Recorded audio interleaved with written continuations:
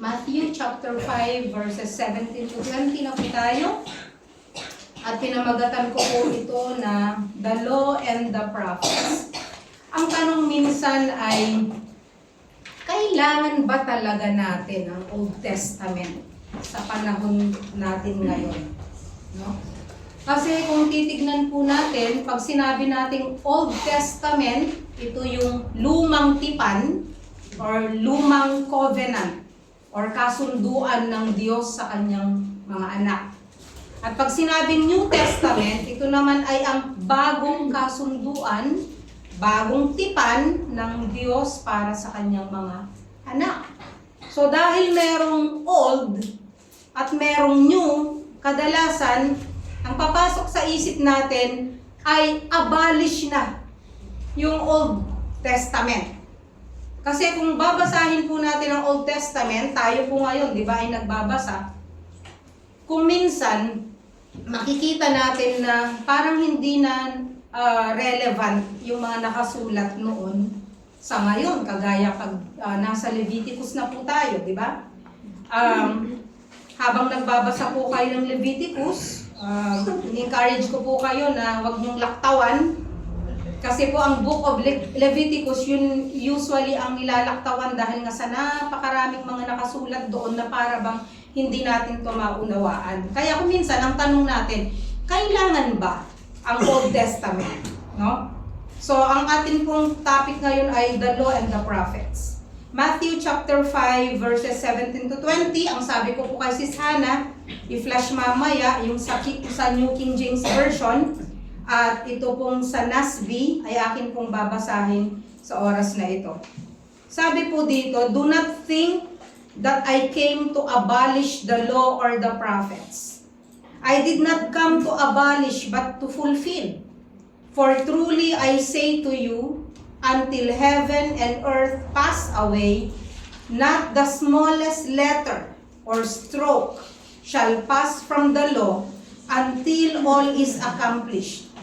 Whoever then annuls one of the least of these commandments and teaches others to do the same shall be called least in the kingdom of heaven. But whoever keeps and teaches them, he shall be called great in the kingdom of heaven. For I say to you, that unless your righteousness surpasses that of the scribes and Pharisees, you will not enter the kingdom of heaven. Sa New King James Version, ang sabi po dito sa New King James Version, do not think that I came to destroy the law or the prophets. I did not come to destroy but to fulfill. For assuredly I say to you, till heaven and earth pass away, one jot or one tittle will by no means pass from the law till all is fulfilled. Yung pong sinasabi dito po sa verse 17, yung not the smallest letter or stroke sa New King James Version, ang sabi ay jot or tittle. Sa Hebrew po kasi, sa Hebrew alphabet, yung pong jot na tinatawag, ito po ay yung yod na tinatawag. Ito po yung smallest letter ng Hebrew alphabet. Pakitignan nga ihap. Okay. So yung jot na yun po yung smallest letter. Yung jot na tinatawag, yun po yung yod. Ito po yung pinakamaliit na letra sa Hebrew alphabet. At iyon naman pong tittle na tinatawag, pinagsama po kasi yung tiny at saka little. Okay, ito po yung maliit na inilalagay doon po sa mga letra na kapag inilalagay po ito ay nag-iiba ang meaning ng salita o ng letra. Okay? So, ito po yung binabanggit ng Panginoong Jesucristo. Ibig sabihin, wala kahit isang siguro sa atin ngayon tuldok, kuwit, o anumang stroke na mababago, no? Walang anuman na walang kabuluhan doon. Ibig sabihin, lahat ng ito ay matutupad Kasi sabi nga ng Bible, heaven and earth shall pass away, but my word will not pass away. No? My word will stand forever. So, ang sinasabi po ng Panginoon, lahat sa Old Testament at sa New Testament, ito pong lahat ay mahalaga. At itong lahat ay ibinigay niya para po sa atin. Ibig sabihin po, ang Panginoong Jesucristo, hindi niya po ina-abolish per se, yun pong Old Testament. Sa katotohanan nga po nito, sinasabi niya kung sino man daw ang nagtuturo nito, sabi niya, he will be called great in the kingdom of heaven. At kung sino man yung mag-aanal nito, sabi niya, he will be called least in the kingdom of heaven. So, ang sinasabi po ng Panginoon, yung pinakamaliit na detalye po ng Biblia ay napakahalaga. The smallest detail of His Word will outlast the present heaven and earth. And nothing will be lost. Ito po ay napakahalaga. Ngayon po, titignan po natin kapag sinabi pong law sa Bible, ang agad papasok sa isip natin, ano po? Ten Commandments. Di po ba?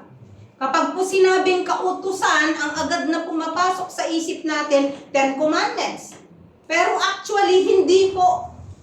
Pag sinabi pong law, meron pong tatlong category ng law sa Old Testament. There are 3 categories or divisions of what we call the law in the Old Testament. Meron tayong tinatawag na ceremonial laws, meron tayong tinatawag na dietary laws, at meron tayong tinatawag na moral laws. Sa ethics, iba yung definition. Meron tayong definition ng natural law at ng moral law, pero hindi po natin ito tatalakayin. Ang atin lang po titignan dito ay yung moral law na ibinigay ng Panginoon.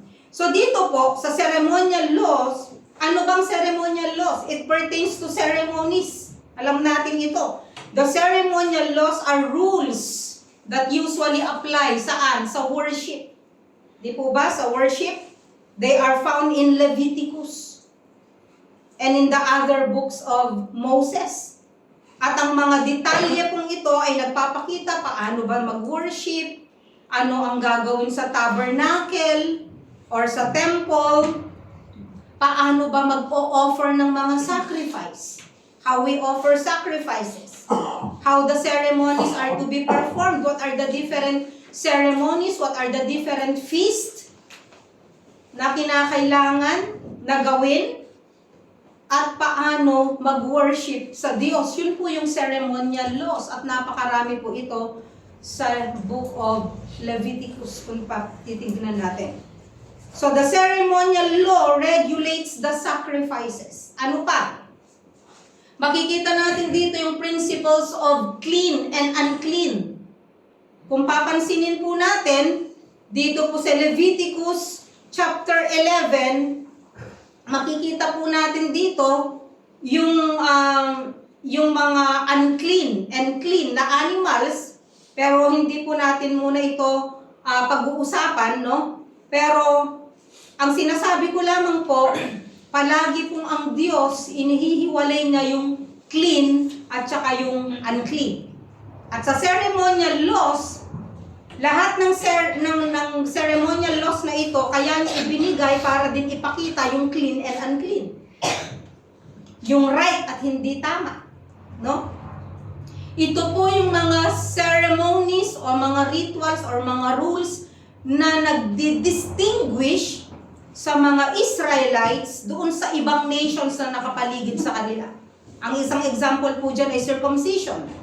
Alam po natin ang mga Israelites, sila lang po ang nasi-circumcise, di po ba? At sa Leviticus 19:27, isang example ko, ang sabi dito, you shall not round off the hairline of your heads, nor trim the edges of your beard. Sa New King James Version, ang sabi niya, you shall not shave. Wag ka daw mag-shave kung ikaw ay lalaki. Do not shave around the sides of your head, nor shall you disfigure or trim the edges of your beard. Kaya kung makakakita po tayo ng talagang Jew, ano pong mapapansin niyo sa kanila? Pinapahaba po nila yung dito sa gilid, kasi nga utos po ng Bible, wag i-shave. At pinapahaba po nila yung kanilang beard. Bakit? Kasi nga po, bawal na i-trim. So, bakit kaya sinasabi ng Diyos yun? Kaya niya po sinasabi yun kasi po yung mga pagan nations around them, sinishave po nila ito, inaalis po nila lahat ito in order for them to perform in the pagan practice. Kaya ang sabi ng Diyos, huwag niyong gagawin yan. Yun ang reason. So yan ang isa sa mga distinction. So ang isa pang halimbawa ay sa mga babae. Leviticus chapter 15. Verses 19 to 20 and verses 28 to 30. Ang sabi niya, when a woman has a discharge, if her discharge in her body is blood, alam natin ito, monthly, she shall continue in her menstrual impurity for 7 days. Marumi siya for 7 days. And whoever touches her shall be unclean until evening. Kahit yung inupuan niya, hindi pwedeng hawakan. No? Everything also on which she lies during her menstrual impurity shall be unclean. And everything on which she sits shall be unclean. Yun po ang sinasabi sa ceremonial law.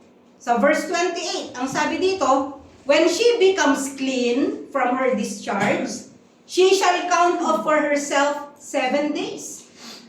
Pag malinis na siya, magbibilang ulit siya ng 7 days. And afterward, she will be clean. That will only be the time, 7 days na matatawag siyang clean.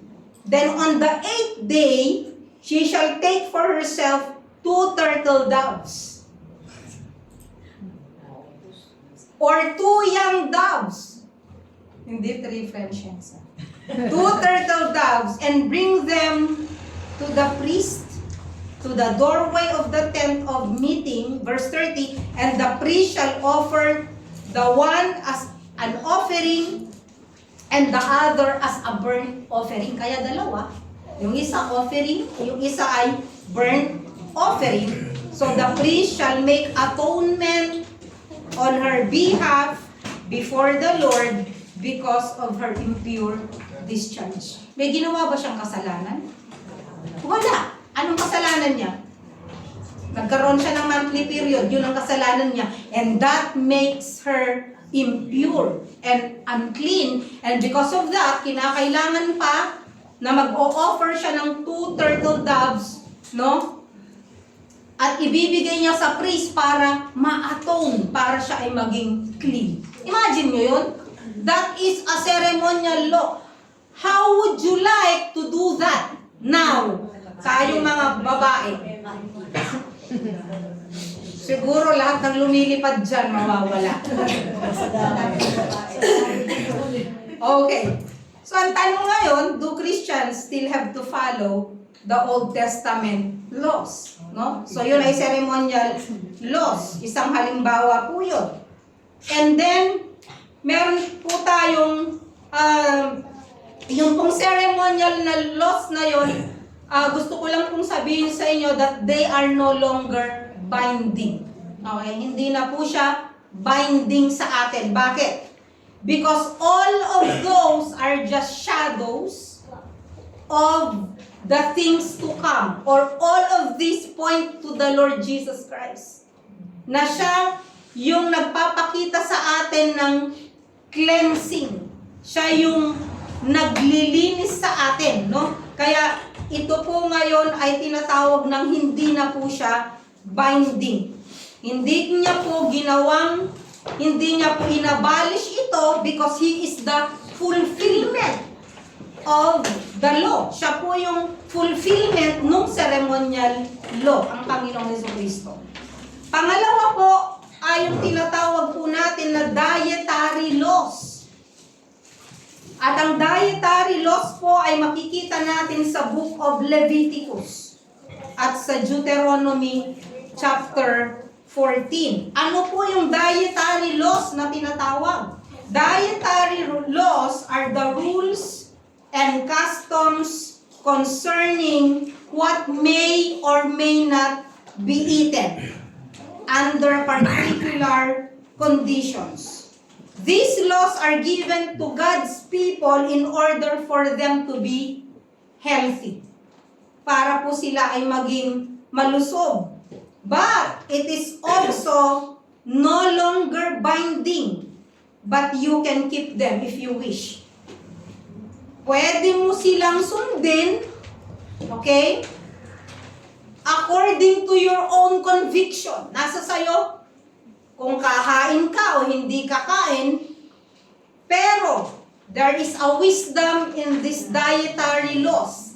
I believe na ang Diyos, inutos niya to, may wisdom dito dahil ito po ay makakabuti sa kalusugan ng kanyang mga anak. Kung papansinin po ninyo sa Genesis, originally, ang ibinigay ng Diyos na kakainin sa mga tao, ano? Halaman lang. Lahat, herbs, fruits, vegetables, lahat, yun lang ang pagkain. Subalit, after the fall, ano pong nangyari? Inalaw na rin po ang meat, pero meron po tayong laws. May mga batas na ibinigay para sundin po ng mga Israelites. Tignan po natin kung meron kayong Bible, Leviticus chapter 11. Leviticus verse 11, ito po yung nakalagay dito, verses 13 hanggang doon sa 46. Gusto nyo i-devotion yan, i-devotion nyo. Okay? Pero ang sinasabi po dito ng Diyos, 11, verse sabi niya dito sa verse 13, this moreover you shall detest among the birds. They are abhorrent, not to be eaten. The eagle, the vulture, the buzzard, and the kite, and the falcon in its kind, every raven in its kind, and the ostrich, and the owl, and the seagull, and the hawk in its kind, and the little owl, and the cormorant, and the great owl, and the white owl, and the pelican, and the carrion vulture, and the stork, the heron, and its kinds, and the hoopoe, and the bat. Okay. So, ito po yung mga ibon na hindi dapat kakainin. Verse 20, all the winged insects that walk on all fours. Yung mga hindi naghahak, kundi naglalakad. Na apat ang paa ng mga insekto ay hindi dapat kainin. Sabi niya, those which have above their feet jointed legs with which to jump on the earth, these of them you may eat. The locust in its kind, and the devastating locust in its kind, and the cricket in its kind, and the grasshopper in its kinds. But all other winged insects which are four-footed are detestable to you. Yun po. So pwede kayong kumain ng locust. Verse 24, by this moreover you will be made unclean. Whoever touches their carcasses becomes unclean until evening. And whoever picks up any of their carcasses shall wash his clothes and be unclean until evening. Verse 26, concerning all the animals which divide the hoof, but do not make a split hoof, or which do not chew cud, they are unclean to you. Whoever touches them becomes unclean. Napakahaba po ng mga clean and unclean na tinutukoy po dito. Pero God states that the cud-chewing animals with split hooves can be eaten. Example, yung mga ox, yung mga baka. Bakit? They eat the cud. Sila yung ngumunguya ng damo at ibinabalik nila sa loob. They chew the cud. Okay? And they have split hooves. Ano yung ibig sabihin? Nakita niyo yung paa nila, ay yung sapatos nila, may cut. Okay? Kapag may cut, at the same time, they chew the cud, you can eat them. Pero kung wala, hindi mo sila pwedeng kainin. Example, kabayo. Di ba? So, hindi siya pwedeng kainin. So, ano ang pwedeng kainin? Cattle, sheep, goat, deer, and gazelle families. Makikita din po ito sa Deuteronomy chapter 14, verses 4 to 5. He also lists such animals na madumi at hindi pwedeng kainin. Ano po? Camel, rabbit, pig, as being unclean or unfit to eat. Makikita sa Leviticus 11 verses 4 to 8. And then yung mga gumagapang, creeping things, kagaya ng moles, mice, lizards, hindi pwedeng kainin. As well as four-footed animals with paws, like cats, dogs, bears, lions, tigers. They are called unclean. Leviticus 11 verse 27. Makikita po natin yon, no, sa 27. Also, whatever walks on its paws, among all the creatures that walk on all fours, are unclean to you. Nihawakan yung kanilang mga bangkay, yung carcasses nila ay magiging madumi ka. Verses 9 to 12, he also tells us that salt and freshwater fish with fins and scales may be eaten. Basta't may tinik, may kaliskis, pwedeng kainin. But water creatures without those characteristics, kagaya po ng catfish, lobsters, crabs, shrimp, mussels, clams, oysters, squid, octopus, etc. cannot be eaten. Ang sabi, lahat ng walang kaliskis at walang tinik. Baka itanong nyo, paano po yung ligo? Dati po yun may kaliskis at merong tinik. Okay? So, yun po yung mga nakasulat dito. And then, Leviticus 11, 13 to 19, God also lists birds and other flying creatures that are unclean for consumption. Yung nabasa po natin kanina. Ano po yung common denominator ng mga hayop na yon, yung mga animals na yon? The common denominator of many of the animals God designates as unclean is that they routinely eat flesh that would sicken or kill human beings. And when we eat such animals, we partake of a food chain that includes things harmful to people. Kagaya po ng oyster, masarap ang oyster pero bakit bakit madumi? Because they are bottom feeders. Di po ba yung mga yung mga shells, yan po ay nag-feed po sila sa mga kung ano ang nandun na namatay dun sa ilalim po ng dagat. Di po ba ganun ang kanilang mga pagkain? Yung pong pig, bakit? Kasi po kahit ano, kinakain ng pig. Pig nga eh.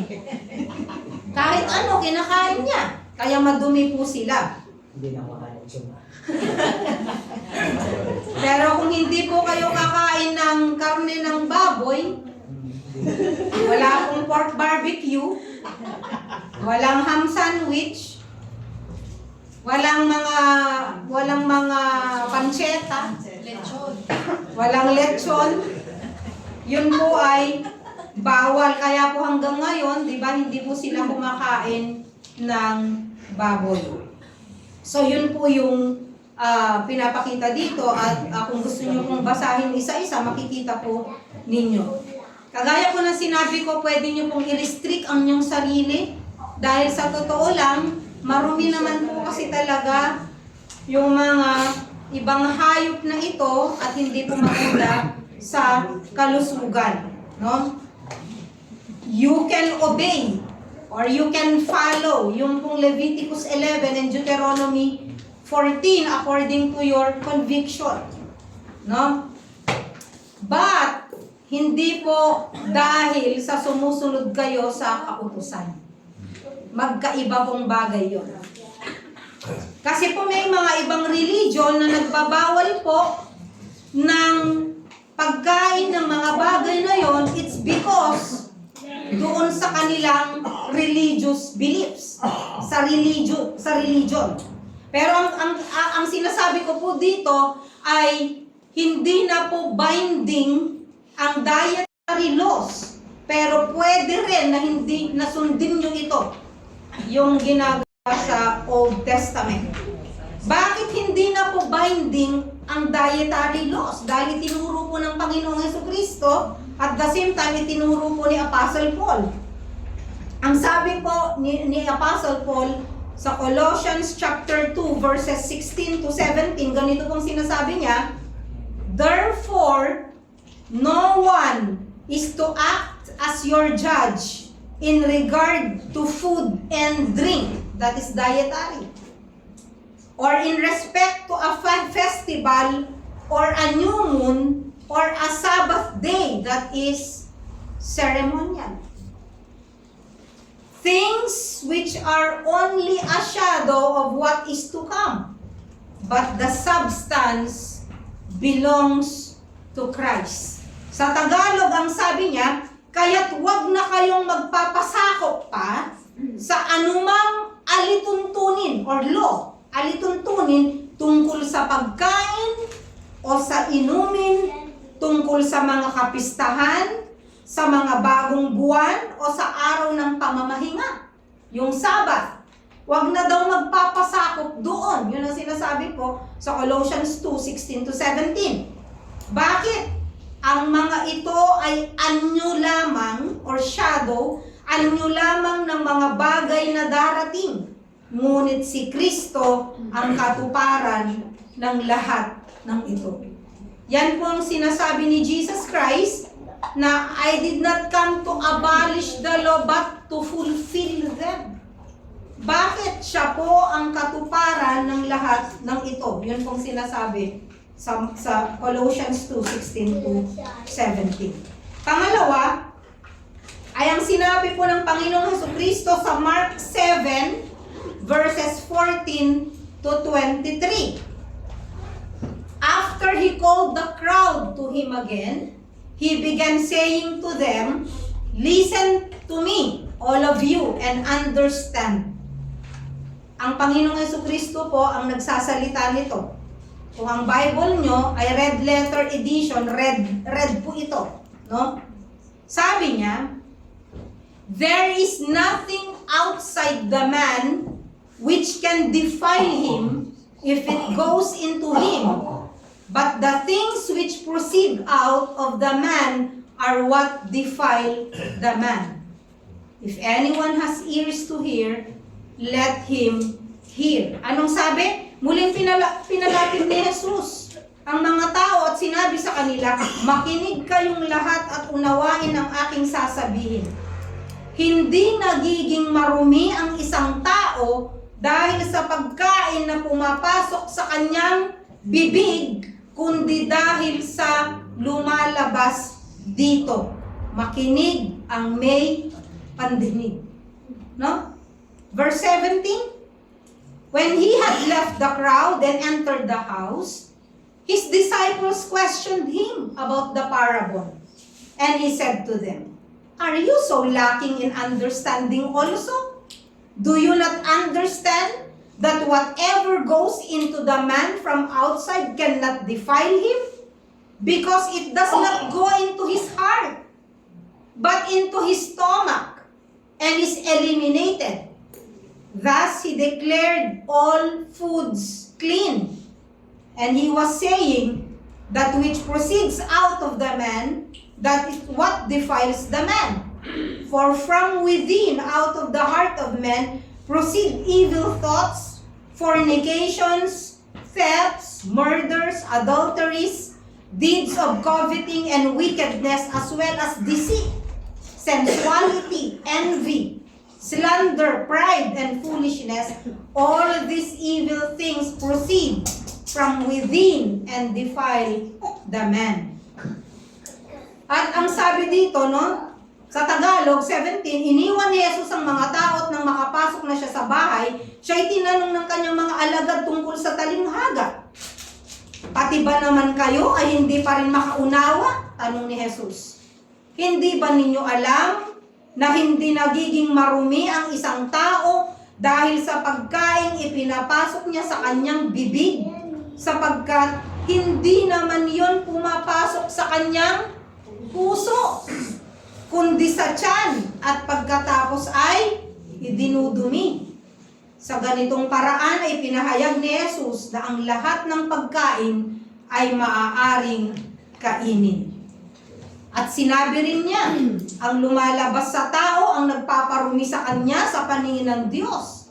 Sapagkat sa loob, sa puso ng tao, nagmumula ang masasamang isipang nag-uudyok sa kanya upang makiapid, magnakaw, pumatay, mangalunya, mag-imbot, gumawa ng kasamaan tulad ng pandaraya, kahalayan, pagkainggit, paninirang puri, pagmamayabang at kahangalan.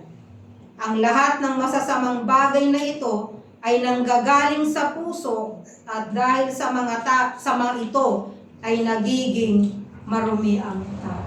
Sa makatuwid, ang issue po dito ay ang puso, hindi yung kinakain ng tao. That's the reason why the ceremonial laws and the dietary laws are temporary until such time that Jesus would fix the real issue.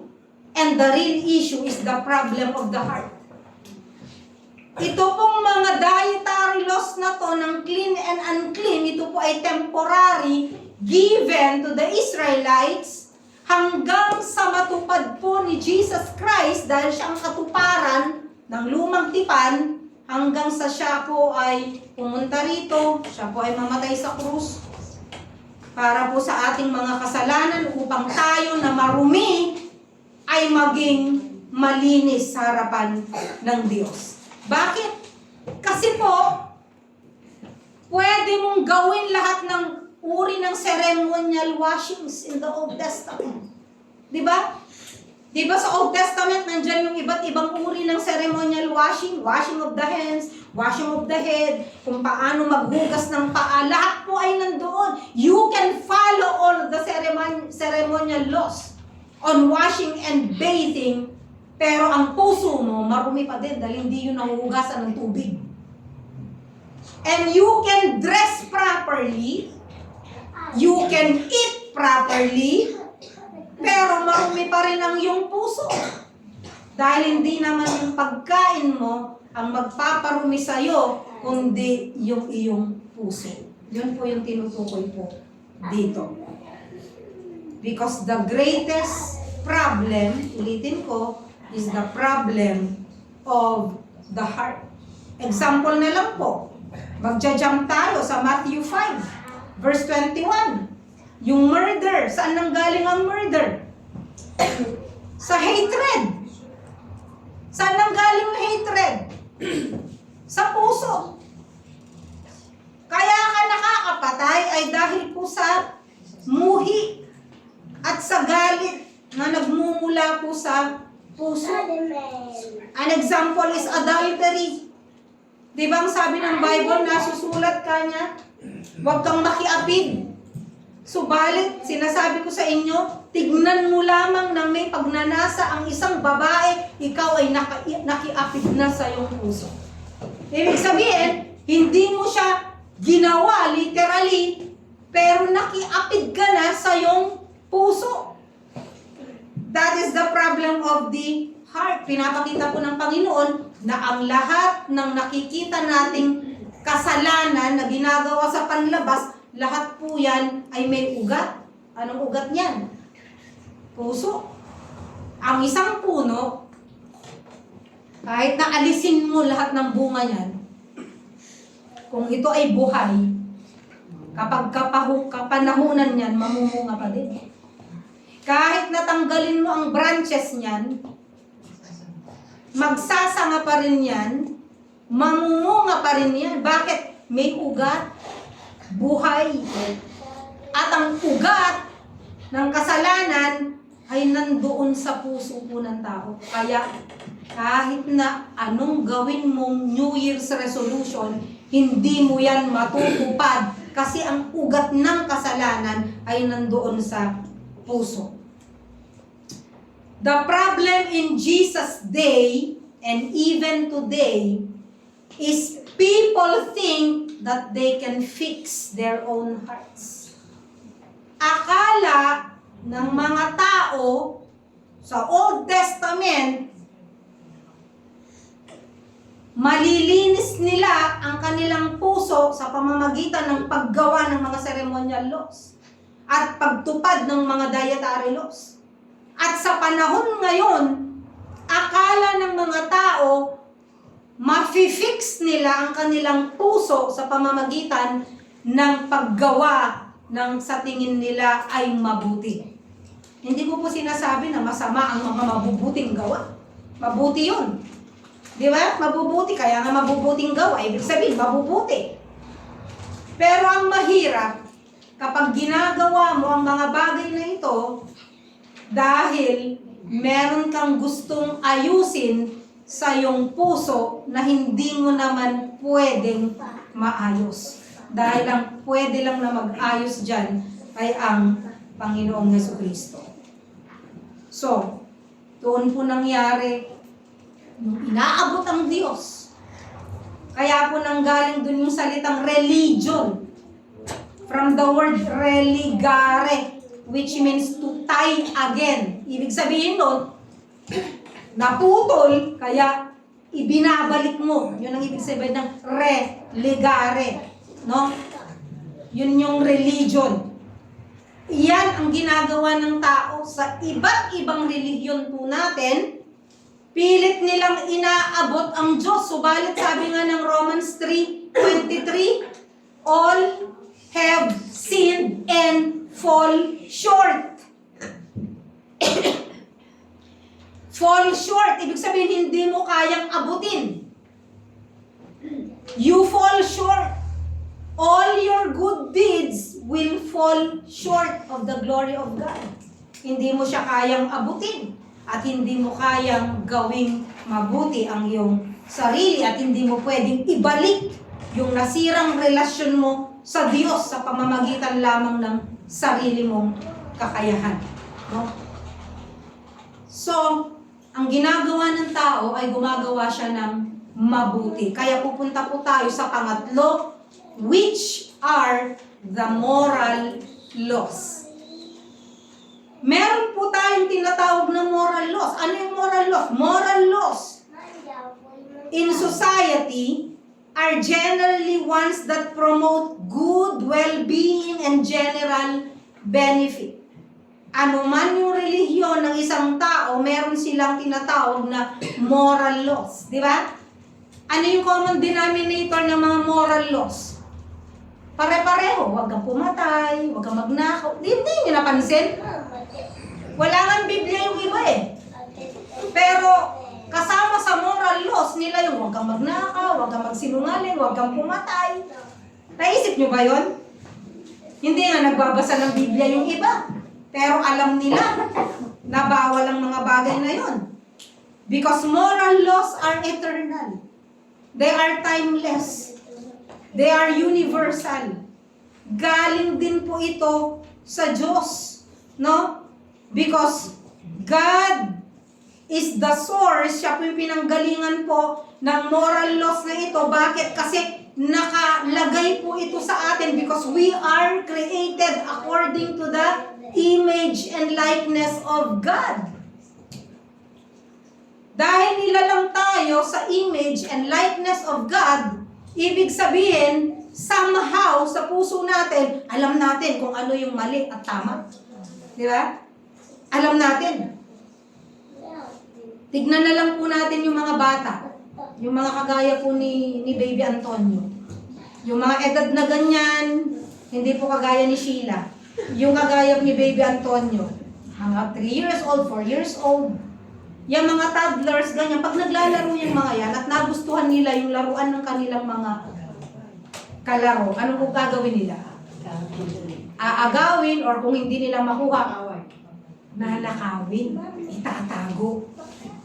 Pero, itatago nila yan. Bakit nila itatago? Kasi, alam nila, sa loob nila, na yung ginawa nila, mali. Tama? Kahit na hindi pa nila narinig ang 10 Commandments, alam ng bata na yung ginawa niya, mali, kaya niya tinatago. Kahit na hindi mananampalataya, pag nakagawa ng masama, nagtatago. Tama? Bakit? Kasi sa puso niya, alam niya yung mali. Lahat ng krimen na ginagawa, karamihan ginagawa, kailan? Sa gabi. Pag walang nakakakita. Kasi, alam na yung ginagawa niya, it violates what we call the moral law. And the moral law in the Bible, yung tinatawag na moral law sa Bible, yung alam natin yung 10 Commandments. Tama yun. Isa yun sa mga halimbawa, yung nakalagay sa 10 Commandments. Pero hindi lang po yung 10 Commandments. Kung titignan po natin yung mga batas dito, halos 600 plus lahat, patungkol po ito sa kung paano makipag-ugnay sa kapwa-tao. Di ba? Napansin po ninyo, lahat ng moral law sa Old Testament, they are presented actually in ways like, don't do this because it's bad, or do this because it is good, or ano pa, if you do this, you will be punished. Usually, kung babasahin niyo po ang Book of Exodus and Deuteronomy, makikita niyo yun. Na merong iuutos ang Diyos, meron din siyang iuutos na huwag gawin, meron din siyang sasabihin na kapag ginawa mo ito ang magiging kapalit niya. Kapag ginawa mo, ito ang magiging kaparusahan niya. Bakit merong moral laws? Because God wants us to live according to the moral laws because He wants us to live according to His character.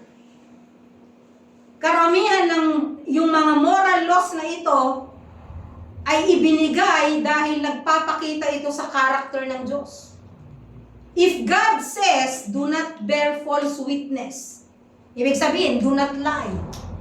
It is because God wants us to be like Him. Ano ba siya? Ano ba yung character niya? He is true. He is truth. He is truthful. Yun po ang Diyos. Kapag sinabi ng Diyos na thou shall not commit adultery, it is because God is what? God is faithful. Tapat ang Diyos. That's why He doesn't want us to commit adultery. Kapag sinabi niyang, do not murder, is because He doesn't want us to contradict His character. He is the author of life. Siya nga ang author ng buhay na yon.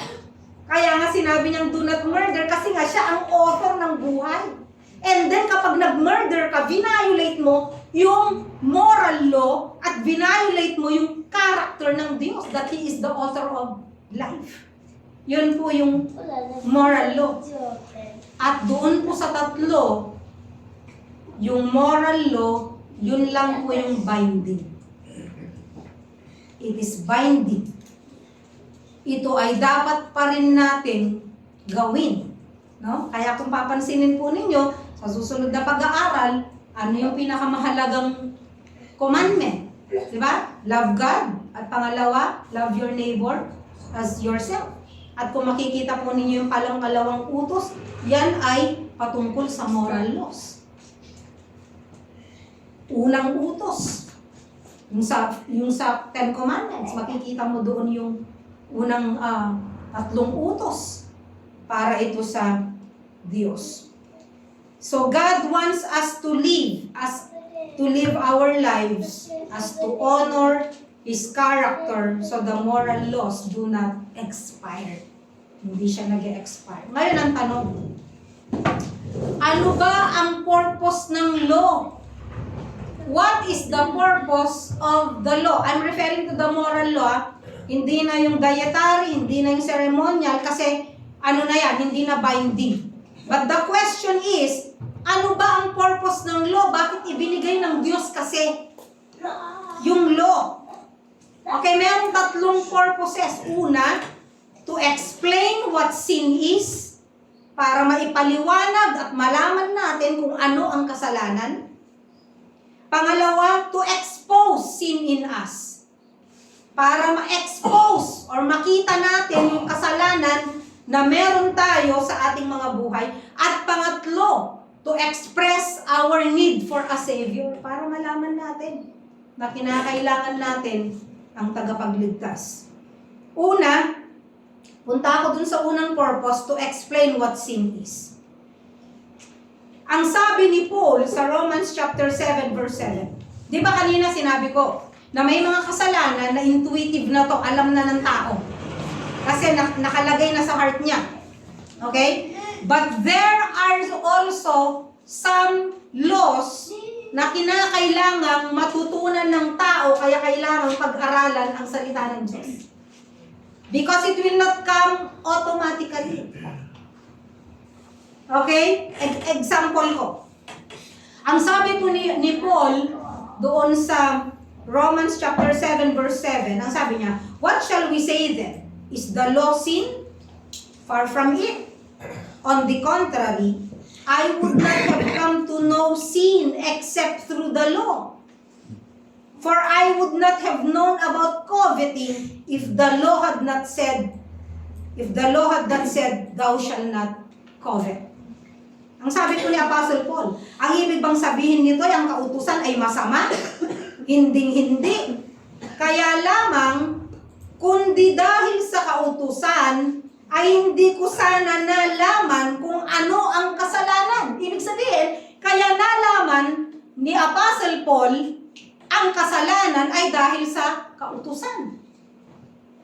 Hindi ko na sana nalaman kung paano pagnasaan ang pag-aari ng iba kung hindi sinabi ng kautusan, huwag mong pagnasaan ang pag-aari ng iba. No? So yun ang sinasabi. Kaya ibinigay ang law sa atin para malaman natin ano bang kasalanan. What is sin? Yung sin sa Greek ay hamarasya, di ba? Which means to miss the mark. Anything na nagawa mo na hindi napuntirya or na mismo yung mark, yung plano ng Diyos, that is sin. Pangalawa, to expose sin in us. Hebrews chapter 4 verse 12, ang sabi dito, for the word of God is living and active, and sharper than any two-edged sword, even penetrating as far as the division of soul and spirit, of both joints and marrow, and able to judge the thoughts and intentions of the heart. Kaya nga inihalintulad ang salita ng Diyos, ang Biblia, saan po? Sa isang tabak na magkabila ay talim. Ang salita ng Diyos, sabi, ay buhay at mabisa. Mas matalas, hindi siya lang kapareho. Ang sabi niya, mas matalas kaysa alinmang tabak na sa magkabilay may talim. Ito'y tumatagos maging sa kaibuturan ng kaluluwa at ng spirito, sa mga kasukasuan at ng buto, at nakakaalam ng mga iniisip at binabalak ng puso. Kaya nga, kapag narinig natin o nabasa natin ang salita ng Diyos, masakit. No? Kadalasan nagagalit tayo kung sino yung nagtuturo or nagpipreach. Pero it's the Word of God. No? Ito ay masakit na tumatama sa atin. Bakit? Na-expose tayo. Di po ba kapag halimbawang yung tabak, pagka nasugat ang isang tao, anong na-expose? Lahat ng nasa loob. Yang sabi ng Bible, kahit daw yung kasukasuan at buto. Ibig sabihin, tumatagos ito deeply sa puso ng tao. The Word of God cuts us through because it exposes our hidden motives. Kaya nga ako minsan, panlabas, ganito ang ginagawa natin, panlabas. Pero ang Diyos lang talaga nakakalam anong nasa puso mo. Ha? Praise the Lord ka ng praise the Lord, pero yung heart mo punong-puno ng hatred. Kasi meron kang taong ayaw patawarin. Di ba? Anong tingin mo doon? Anong problema doon? Yung puso. Okay? Kaya nga, sabi ng Panginoon judge na. Siya lang talaga nakakaalam. But He uses His words para tayo mismo makita natin yung sarili natin. That's why it's very important for us to listen to the Word and to read the Word. Bakit? Ipapakita ng Diyos sa'yo ang iyong kasalanan. Ipapakita niya kung ano ang dapat na ayusin sa iyong buhay. As we read the Bible, we see our sins because the moral law of God exposes us. Romans chapter 3 verse 20, walang taong mapapawalang sala sa paningin ng Diyos sa pamamagitan ng pagsunod ng kautusan. Sapagkat ang ginagawa ng kautusan ay ang ipaalam sa tao na siya'y nagkasala. Ang linaw, ano pa? Because by the works of the law, none of mankind will be justified in His sight. For through the law comes knowledge of sin. Malinaw na sinasabi ng Bible. No? Pinapaalam lamang ng kautusan na tayo ay makasalanan. Example po, tayo, may sakit. Paano mo malalaman na meron kang sakit? Or gaano kataas ang iyong lagnat? Anong gagamitin mo? Thermometer. Yung thermometer na yon, ilalagay mo para sukatin kung ikaw nga ba ay may sakit. Kasi sa panlabas, pwede mo namang i-fake na wala kang sakit. Pero once na inilagay mo yung thermometer, malalaman kung gaano kataas ang iyong lagnat. Pero yung thermometer, hindi kanya pagagalingin. Tama? Okay? So yung thermometer, no, it's like the Word of God. Ipapakita lang sa atin na tayo ay makasalanan. I-expose lang na ito ang problema ng puso natin, pero hindi ito ang magiging gamot. Hindi tayo dyan gagaling dun sa thermometer na yun. Sasabihin lang na kailangan mo ng tulong. Kailangan mo. Dahil ipapaalam sa atin na tayo ay nagkasala. The law could not cure you. It could not cure you. It could only tell you that you are spiritually sick. And it reflects the reality that you are sinful. Eto nga tanong, sino kaya ang nakatupad na? Sino kaya sa mga tao na nakatupad na ng 10 Commandments? O, kayo na lang dito, pakitaas ng kamay. Sa lahat ng naka-online, pakitaas ang kamay. Sino na ang nakatupad ng 10 Commandments? Wala. Ilang commandment ng Diyos ang na-break mo magmula ng paggising mo ng umaga? Ilan? Madami na. Kung isa na lang na kasalanan ang ginagawa mo sa loob ng isang araw, magmula nung ikaw ay bata, kwentahin mo yan. Sa dami niyan. Lahat tayo ay nagkasala, pero maraming mga tao na nag-iisip pa rin na sila ay mabuting tao. Yan ang nakakatawa eh. Maraming mga tao na nagsasabi, mabuti ako kasi wala akong hinatay, wala akong ninakaw, wala akong ganito. Pero kung susukatin po natin ang lahat ng sinasabi ng Diyos sa kanyang salita, lahat yun na-break na natin. Lahat ng 10 commandments, na-break ko na. 10. Pumatay na ako. Nagnakaw na ako. Nangalunya na ako.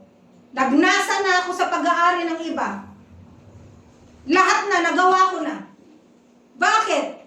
Kasi kung hihimayin mo ang 10 commandments, nandun yung mga pinaghimayan dito po sa New Testament na lahat ng itinuturo ng Diyos. At ang problema niyan ay ang problema ng puso. Ang problema ngayon, kung ikaw ay makasalanan, saan ka pupunta? Sa impyerno. Tama? So ang sabi ng Bible, walang matuwid, wala kahit isa, Romans 3:10. Entonces, saan pupunta ang lahat ng tao? Sa impyerno. Kasi lahat ay nagkasala at hindi makaabot sa kaluwalhatian ng Diyos. Lahat ng tao ay pupunta sa impyerno. Pero napakabuti ng Diyos. Di ba? Ang sabi sa John 3:16, sapagkat ganun na lamang ang pag-ibig ng Diyos sa sanlibutan, kaya ibinigay niya ang kanyang bugtong na anak, na sino man ang manampalataya sa kanya ay hindi mapapahamak, kundi magkaroon ng buhay na walang hanggan. By faith, ang sabi ng Galatians chapter 3, verse 23 to 25, ang sabi, but before faith came, bago dumating ang panahon ng pananampalataya, we were kept in custody under the law. Ibig sabihin, we live under the supervision of the law, being confined for the faith that was destined to be revealed. Therefore, the law has become our guardian, or something that supervises us to lead us to Christ, so that we may be justified by faith.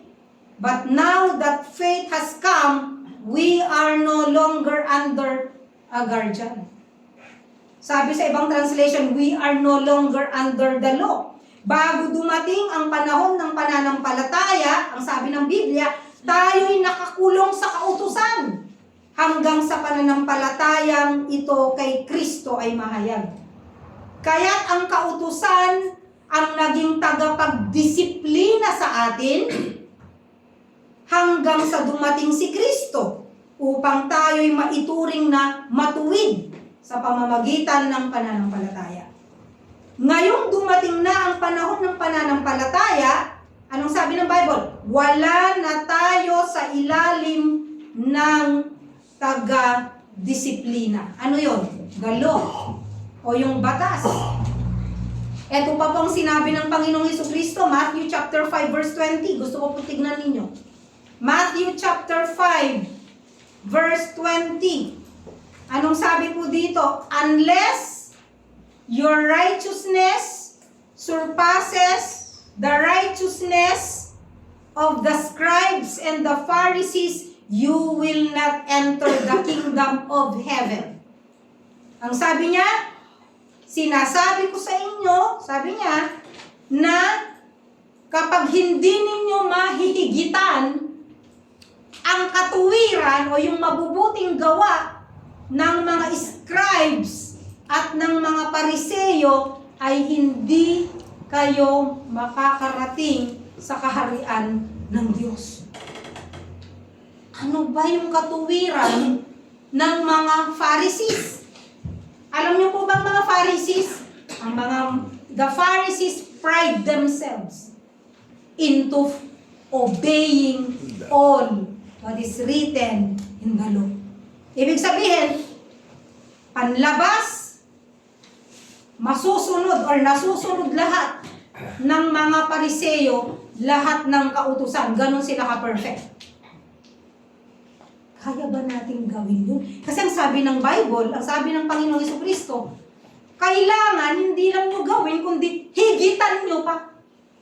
Meron bang makakahigit dun sa righteousness ng mga Pharisees? Meron.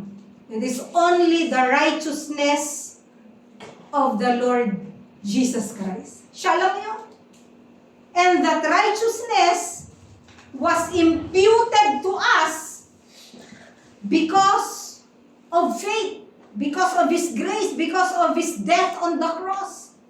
Yung pong katuwiran ng Panginoong Jesucristo, ito lamang po yung katuwiran na makakahigit sa katuwiran ng scribes and Pharisees. Kasi ang sabi ng Bible, kung hindi nyo mahihigitan yung righteousness ng mga Pharisees, you will not enter the kingdom of God. Anong righteousness ang makakahigit sa righteousness ng Pharisees? It's only the righteousness of the Lord Jesus Christ. Hindi nyo kaya yun. Hindi ko kaya yun. And so, we have to accept, we have to believe that Jesus died on the cross for our sins. We have to acknowledge that it is only through the death of the Lord Jesus Christ na tayo ay mapapawalang sala. At kailangan nating kilalanin at panampalatayaan na ang pagtanggap lang sa Panginoong Jesucristo sa Kanya bilang Panginoon at tagapagligtas, yun lamang ang mag-aari sa atin na matuwid sa harapan ng Diyos. Yun po yung sinasabi sa Matthew chapter 5 verse 20. Because before Jesus came, ang meron lang ng mga tao ay puro mga rules, puro mga regulations. But Jesus came para sa ganoon, yun pong mga rules, yung mga regulations na yon ay magkaroon lang ng fulfillment sa pamamagitan po niya. Because before that, the 10 Commandments were used to regulate man's heart. Pero hindi na po ngayon. It is the Lord Jesus Christ, His death on the cross, His sacrifices on the cross, His blood that was shed. Yun po ang makakapagligtas po sa atin. So nagkaroon na po tayo ng relationship sa Kanya based on love. It is not based on rules. Kasi sa Old Testament, based on rules. Because they want to be righteous before God. Pero sa New Testament, we have a relationship with our loving Father. We have a relationship with the Lord Jesus Christ because of a love relationship. Kaya yung obedience natin, it is because of love or heart obedience. It's no longer the legalistic obedience na nire-require ng Old Testament.